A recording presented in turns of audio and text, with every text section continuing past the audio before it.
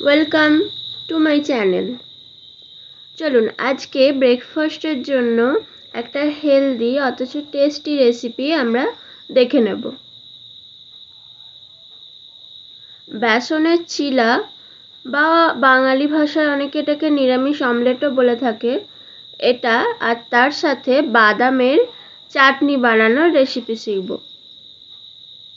এটা খুব সহজেই তৈরি হয়ে যায় আর এটা কিন্তু খুবই হেলদি। তো এর জন্য আমি প্রথমে 2 কাপ বেসন আর হাফ কাপ মতো সুজি নিয়েছি। তার মধ্যে আমি হাফ কাপ টক দই ভালোভাবে ফেটিয়ে দিয়ে দিয়েছি। সুজিটা একটু ক্রিস্পি করার জন্য দিয়েছি।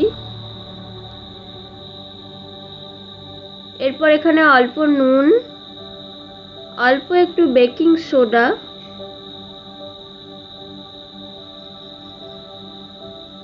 আর সামান্য হলুদ গুঁড়ো দিয়েছি, জাস্ট কালারের জন্য, এটার আর কোনো পারপাস নেই।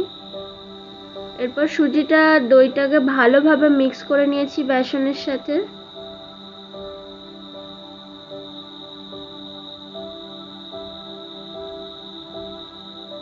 তারপর অল্প অল্প করে জল দিয়ে আমি একটা স্মুথ ব্যাটার বানিয়ে নেব।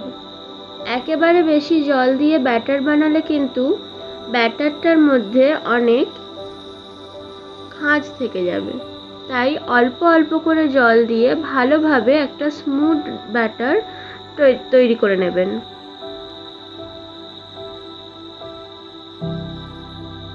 প্রায় 1 কাপ মতো জল দিয়েছি আমি এখানে। কনসিস্টেন্সিটা কিন্তু যথেষ্ট লিকুইডই হবে।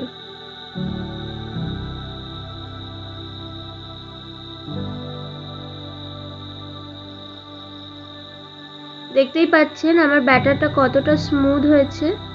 যেহেতু সুজি দেওয়া আছে তাই এটাকে একটু ফোলার জন্য টাইম দিয়ে সাইডে রেখে দিই। চলুন একটা মজাদার চাটনির রেসিপি দেখে নিই, যেটা আমাদের এই হেলদি খাবারকেও টেস্টি করে তুলবে। তো এর জন্য কয়েকটা বাদাম নিয়েছি, হাফ কাপ মতো বাদাম। সেগুলোকে ভালোভাবে অল্প একটু তেল দিয়ে ভেজে নিয়েছি। এরপর 3টে শুকনো লঙ্কা আর একটু ছোলার ডাল দিয়েছি। শুকনো লঙ্কাটা আপনারা নিজেদের ঝালের প্রেফারেন্স অনুযায়ী দেবেন। আমি বেশি ঝাল খাই না, তাই 3টেই দিয়েছিলাম। ছোলার ডালটাকেও একটু রোস্ট করে নেব। এরপর এর মধ্যে একটা মিডিয়াম সাইজের পেঁয়াজ, একটা টমেটো আর বেশ কিছুটা কারি পাতা দিয়েছি। কারি পাতাটা কিন্তু এতে অবশ্যই দেবেন, বা ধনে পাতাও দিতে পারেন, তবে কারি পাতা দিলে এর টেস্টটা কিন্তু আলাদাই হয়। এটা ভালোভাবে ভাজা হয়ে গেলে এটাকে ঠান্ডা করে আমি মিক্সিতে পেস্ট বানিয়ে নেব। এরপর চিলাতে দেওয়ার জন্য আমি পেঁয়াজ, কাঁচা লঙ্কা আর টমেটোকে ভালো করে চপ করে নেব। আমার কাছে চপার আছে, তো তাই জন্য আমি চপারেই চপ করছি। আপনারা নর্মালিও ছোট ছোট করে কেটে নিতে পারেন। আমার চপারটা সাইজে একটু ছোট, তাই আমি আগে পেঁয়াজ লঙ্কাটা ভালোভাবে চপ করে নিয়ে তারপর টমেটোটাকে চপ করছি।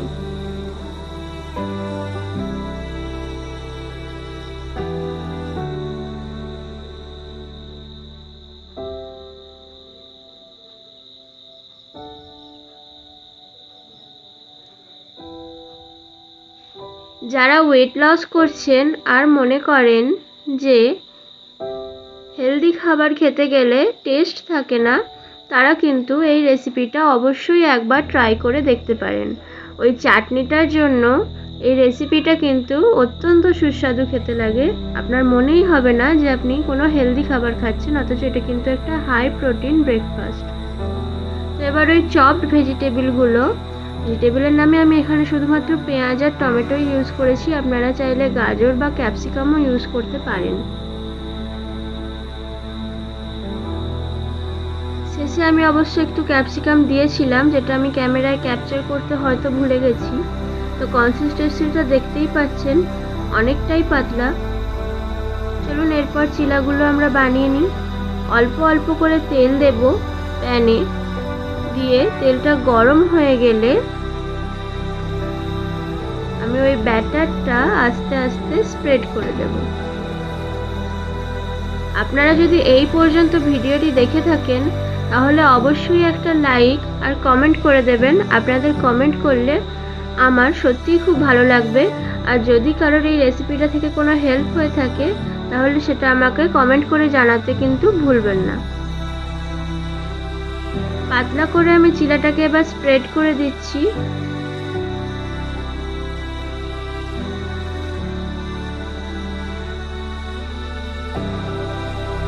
যেহেতু এটাতে বেকিং সোডা দেওয়া আছে তাই আপনারা দেখলেই বুঝতে পারবেন যে এটার মধ্যে ছোট ছোট বাবেল তৈরি হচ্ছে।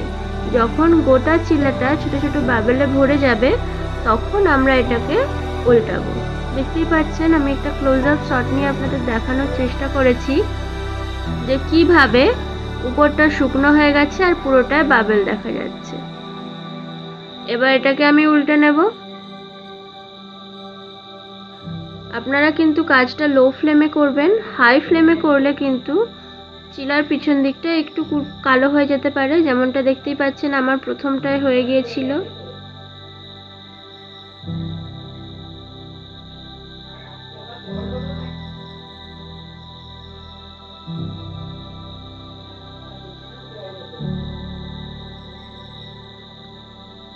তো এইভাবে একটা একটা করে সমস্ত চিলাগুলো বানিয়ে নেব।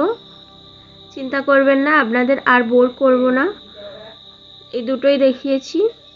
তো এরকম আরও অনেক হেলদি আর টেস্টি খাবারের জন্য আমার চ্যানেলটিকে অবশ্যই সাবস্ক্রাইব করে রাখবেন। আর একটা লাইক করে কমেন্ট করে আমাকে জানাবেন যে আমার ভিডিওটা আপনাদের কেমন লাগলো।